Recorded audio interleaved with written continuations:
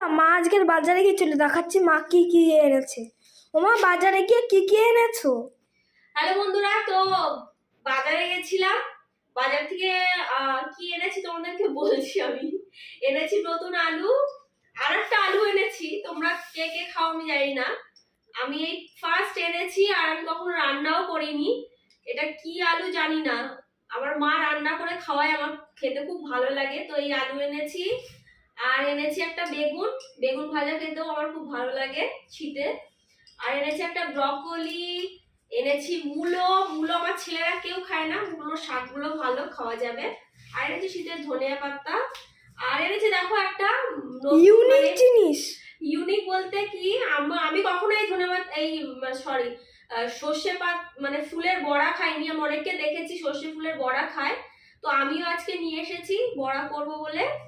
আর এনেছি একটা শীষ পালন, মানে একটাই এনেছি, অনেকটা বড় আছে, এটা এনেছি। আর একটা জিনিস এনেছি বন্ধুরা, মাছ। দেখো এটা শোল মাছ এনেছি। তো আমার তো শোল মাছ খেতে খুব ভালো লাগে, শোল মাছ যেভাবেই রান্না করি খেতে খুব ভালো লাগে। আর তোমরা কি শোল মাছ খাও? কে কে খাও? আমার খুব ভালো লাগে। তো এই বাজার করেছি, ইচ্ছে আছে শোল মাছ দিয়ে এই আলু দিয়ে রান্না করব। আমার মা করে, খেতে খুব ভালো লাগে। তো এটাই আমি আজকে বাজার করেছি। সবাই টাটা।